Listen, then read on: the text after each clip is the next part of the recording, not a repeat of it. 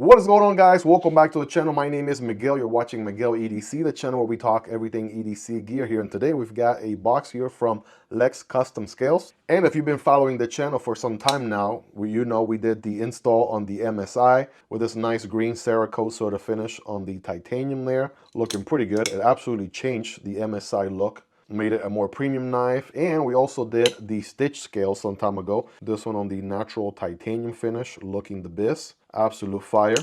Made me love the stitch as a knife even more, right, with some nice quality titanium scales. I'll have both install videos for these aftermarket titanium scales down below if you guys want to check them out. But today we have a new one here, and we're gonna find out what knife is it for.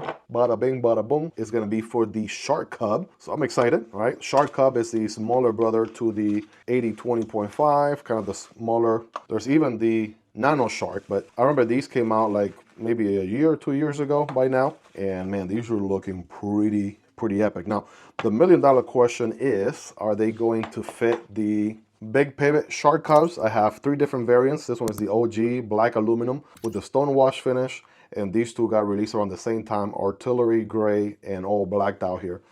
These have the 20 CV steel, and it looks like that might be the case looking at just judging at the bigger cutout here around the pivot area. But just for reference, Demko also dropped the budget versions with, I believe, FRN. These do not have the big pivot, and they are AUS 10A steel. I, of course, rocking the good old Shark Lock, right, proprietary to Demko knives. Hey guys, future me here. These Lex custom scales for the Shark Cub are actually compatible with the new big pivot and liners Shark Cubs from Demko knives. This is a new series with G10 scales. I didn't have any of those on hand, so instead I had to make it work with my aluminum versions that have the big pivot, and I also used the liners from the FRN version in order to be able to get it to work. But just know these are compatible with the big pivot. You absolutely want the big pivot version, and you do want those steel liners in order for those titanium scales to be 100% compatible.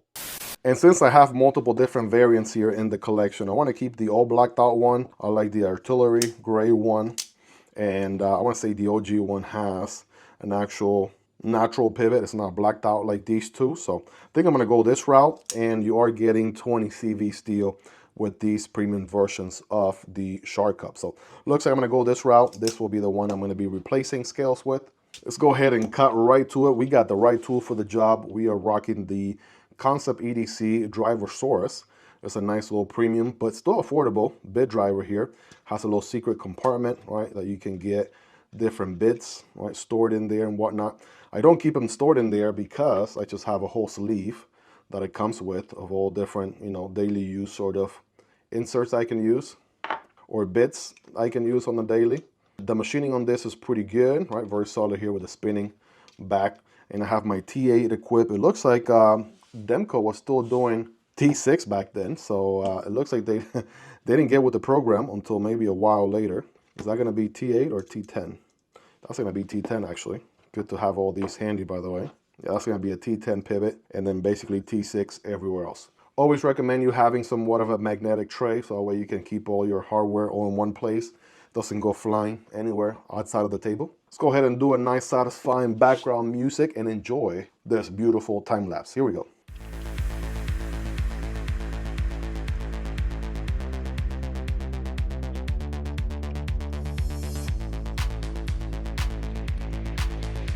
And yes, in case you were wondering, these do come with some blue Loctite, it looks like, from the factory. Right, these are made in Taiwan, by the way. I may or may not put some Loctite in there myself. I might just rock it with what it has, unless they start becoming loose at some point.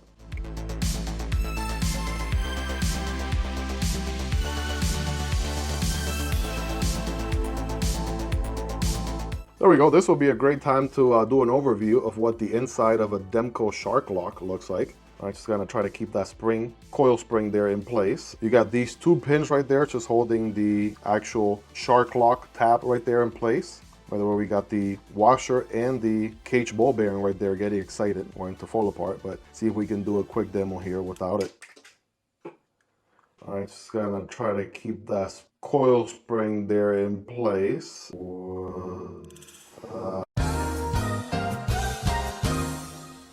Yeah, That spring decided to leave the chat. I probably should have kept my finger on it. You know, Metal Complex warns you about these things, but you know, you just gotta be crazy and you know, mess up yourself.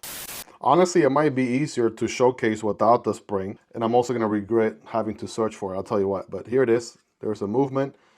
On the open, of course, it is under spring tension, so once you get to this point, the blade is gonna hit the stub pin here, right? The spring is gonna push the Shark Lock housing here forward, right? And you are lock and loaded in that position. So when you pull back on the Shark Lock fin there, then you allow for the blade to fold.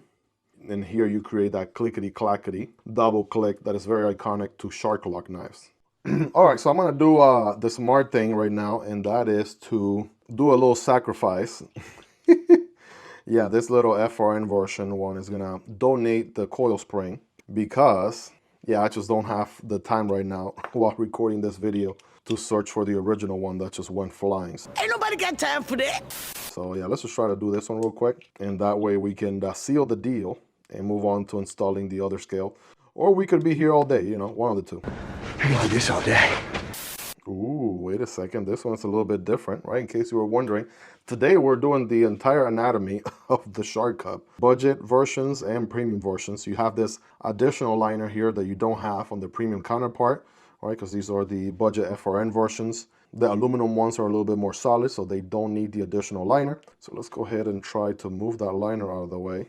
And this time I'm going to try, all right, to catch the spring, Miguel. Focus, emphasis on trying to catch that coil spring before it disappears. I can't make this up, guys. It literally fired out of there, and it hit me right here on my six-pack abs, and now I have it on my hand. Yeah, you don't want to mess around with this bad boy. This is this coil spring is something else, I'll tell you what. We'll go ahead and put this guy to the side for now. This is our donor, and we're gonna have to search for the OG coil spring somewhere in the universe of this office, I'll tell you what.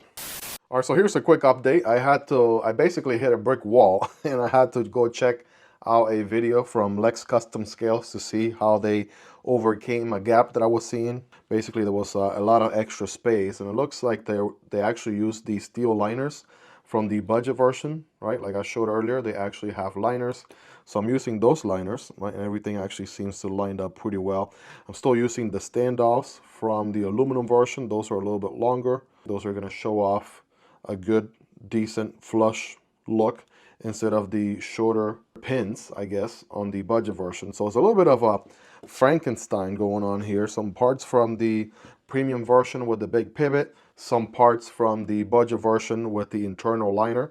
Again, big difference between the aluminum ones. Aluminum here, FRN on the top. The FRN versions bring a liner, like you can see there, and the aluminum ones don't. But the aluminum ones bring the big pivot, and the FRN ones do not. Something to keep in mind there. Another thing too, now that we have an actual liner in here, we don't need to use the extra washer, right? So we're not gonna have titanium on ball bearing contact.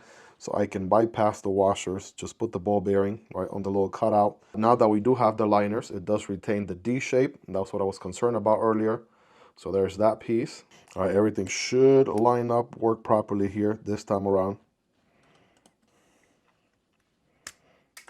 What the fudge? That's the freaking second coil spring. What the heck? All right, take a deep breath. Remember, this is a testament of your patience, right? Luckily, I did see where this coil spring landed this time around. So we're good, right? We're good, we're good. Deep breath, right? Please stay there. Don't go anywhere. Moment of truth, guys. I should be able to put the liner on the there we go. Opposing titanium scale actually fits like a glove with those steel liners in there. And now that we got everything lined up, right? Washer, boom. Police work, fingers crossed. Oh, moment of truth. Everything is coming together. At last, ladies and gentlemen. Woof. Take a deep breath. Here we go. Let's just put this pivot screw in here real quick. Everything just a nice little snug. Just tighten it up a little bit. I'm not going fully tightened just yet.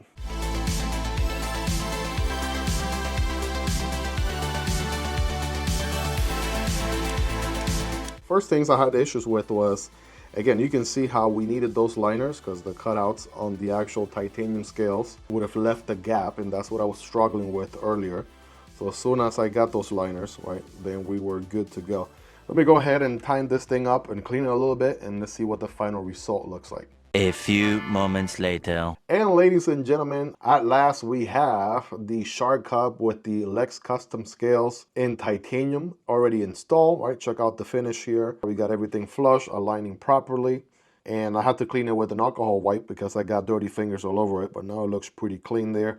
Good to go. And I gotta tell you, man, these scales absolutely changed the knife quite a bit. It actually feels a little bit more robust. Obviously, it's just a hair, not anything crazy, but just a hair heavier than the aluminum scales. And I like that. It absolutely looks like, man, this should be the premium version of the Shark Cub. I know they made some titanium versions and there were some exclusives here and there, but yeah, these aftermarket scales absolutely changed the knife quite a bit. It feels nice and comfortable, like they feel really good on hand. I mean, don't get me wrong, the aluminum ones are pretty sick. They're just basically plain, just flat all throughout. These are gonna add some additional texture and whatnot. The FRN is just the affordable level where you can get in, right, under $100. You can get the Shark Lock on the Shark Cub. But these titanium ones, man, that is the cherry on top. I started with the original black aluminum scales, right, on the 20 CV stonewash blade. And the reason I went with these is because they have the big pivot, which we needed the big pivot in order to be able to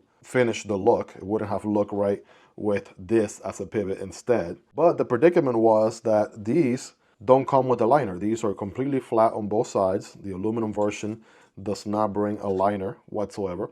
So in order for me to get the liner, I had to grab the budget version and the FRN. These have a cutout, and that's where I grabbed the liners like you saw earlier in the video. Right here are the liners. As you can see, now we got those same liners on this upgraded titanium scale one. So I'm grateful that I had multiple different versions. Shout out to Demko for sending these into the channel sometime in the past here. I think we made content on them as soon as they came out, what, maybe 2 years ago by now. I mean, check it out. But it's absolutely a great variant of the Demko Shark Cub. Still one missing coil spring later. I still got to find that guy. I got a disassembled Shark Lock knife here on the side. I still got to find that coil spring. The one thing I will tell you is have lots and lots of patience. And if you watch a video like this, instead of like myself, like I just went in trying to figure it out myself instead of watching a tutorial. But obviously if you have this video, I would have already done the upfront grunt work for you, right? Figuring out what works, what doesn't work, what you need to do, what you don't need to do. So if that was valuable to you, smash that like button for the YouTube algorithm. Shout out to Lex Custom Scales for sending these in for me to check out and share with you guys. These are linked down below if you guys want to check them out. Prices, availability, and variant, and it does help out the channel when you use those links, but it's entirely up to you and a zero extra cost. Let me know your thoughts, guys, feedback. What do you like about it? What do you love about them? Anything you dislike about them? Let me know. Let's hang out in the comment section down below. Check out the install video on the MSI right here to the left, or the install video on the Stitch right there to the right. Take care, guys, and I'll see you on the next one, either this one or this one. Peace.